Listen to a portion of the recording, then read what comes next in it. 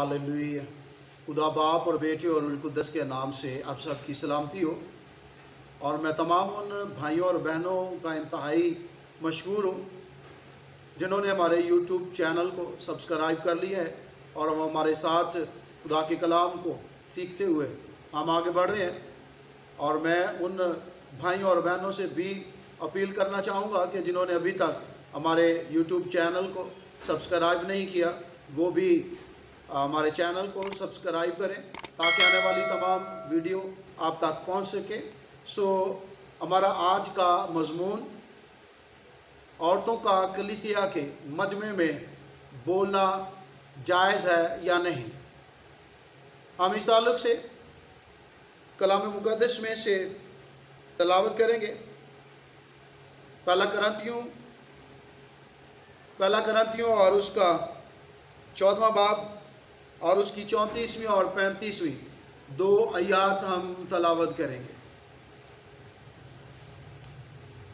औरतें कलीसिया के मजमा में खामोश रहें क्योंकि उन्हें बोलने का हुक्म नहीं बल्कि ताबे रहें जैसा तौरात में भी लिखा है। और अगर कुछ सीखना चाहें तो घर में अपने अपने शोहर से पूछें क्योंकि औरत का कलीसिया के मजमे में बोलना शर्म की बात है। कलाम मुक़द्दस के पढ़े और सुने जाने पर खुदावंद की ख़ास बरकत हो। आमीन। मैं ये बताना चाहता हूँ कि हमारा आज का ये टॉपिक, किसी ने सवाल किया है कि औरतों का कलीसिया के मजमे में बोलना दुरुस्त है या नहीं। मैं और आप आज की इस वीडियो में कलाम मुक़द्दस में से इस बात को सीखेंगे। और बहुत दफ़ा हम इस बात को सुनते हैं कि कलाम के शीशे के सिर्फ इतने हिस्से का जिक्र किया जाता है क्योंकि औरत का कलीसिया के मजमा में बोलना शर्म की बात है। और बहुत दफ़ा कलाम के इस हिस्से का जिक्र करते हुए इतनी आया मुकस्सा को दोहराते हुए ये बयान किया जाता है, ये समझा जाता है कि औरतें कलीसिया के अंदर लीडर नहीं बन सकती। या बिलखुसूस बहुत सारे लोग कलाम के शीशे को पढ़कर ये समझते हैं कि औरतों का खुदा के कलाम को बयान करना, शेयर करना दुरुस्त नहीं। इन अल्फाज को लेकर कि कलीसिया के मजमे में, जमात में औरतें बोल नहीं सकती और इस बोलने से मुराद वो ये लेते हैं कि वो कलाम नहीं सुना सकती। मैं और आप थोड़े वक्त के लिए इस बात को जानेंगे कि क्या ये दुरुस्त है कि औरतों का कलीसिया के मजमा में, जमात में बोलना।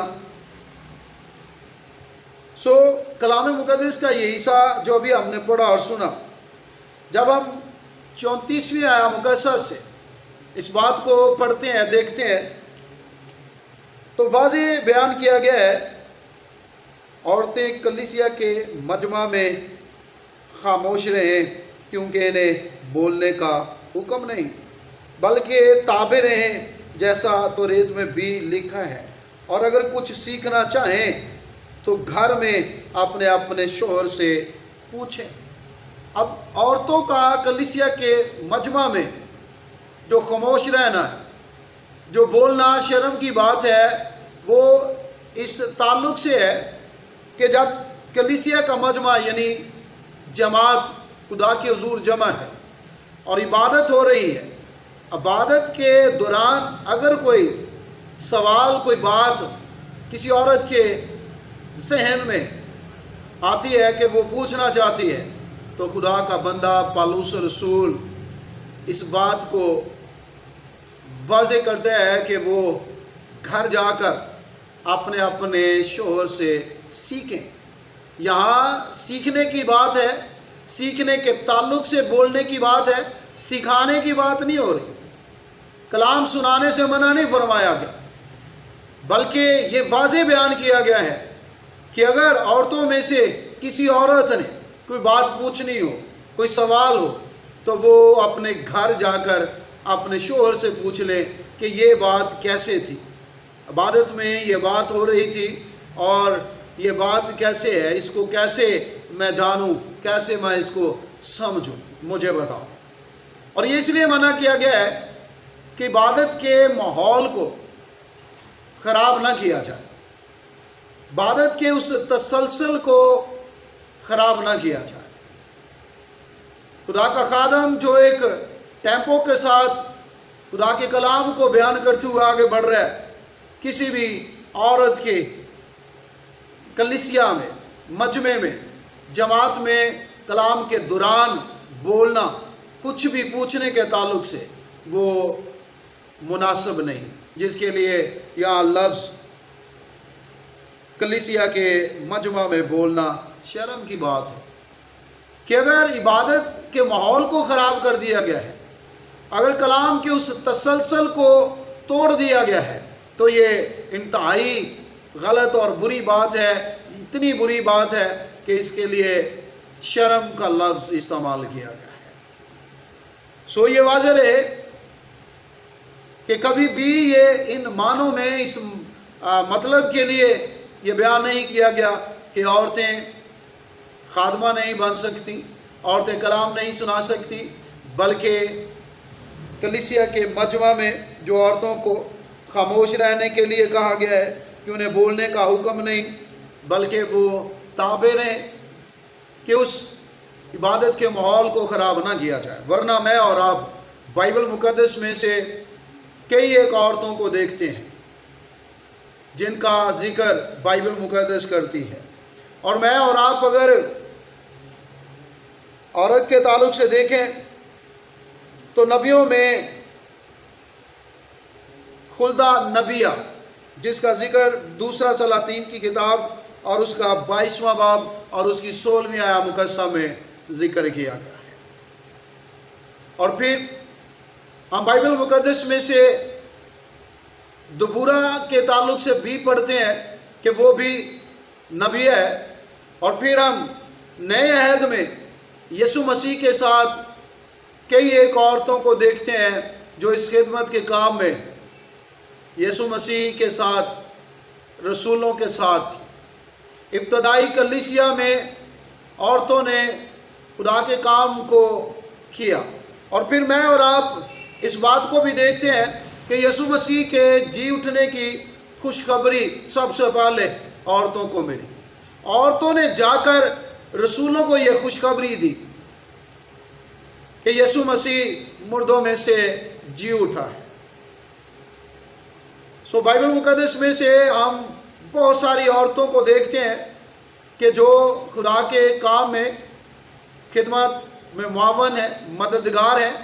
और बहुत सारी औरतों ने खुदा के काम के लिए रुपए पैसे से खिदमत की है, और बहुत सारी औरतों ने खुदा के खादमों की खिदमत करते हुए खिदमत में अपना हिस्सा डाला है।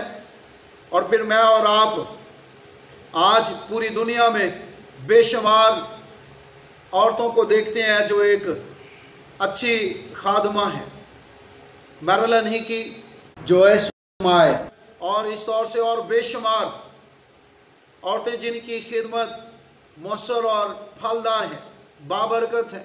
लोग उनके वसीले निजात पा रहे हैं कि वो कलाम जो खुदा अपनी उन बेटियों, अपनी बंदियों के वसीले से करते हैं, और लोग खुदा के कलाम को, खुदा की आवाज़ को सुनकर खुदा को कबूल करते हैं, और उनकी ज़िंदगियाँ तब्दील होती हैं, सोचे और रवैये तब्दील होते हैं, और खुदा का जलाल ज़ाहिर होता है, और लोग बरकत पाते हैं।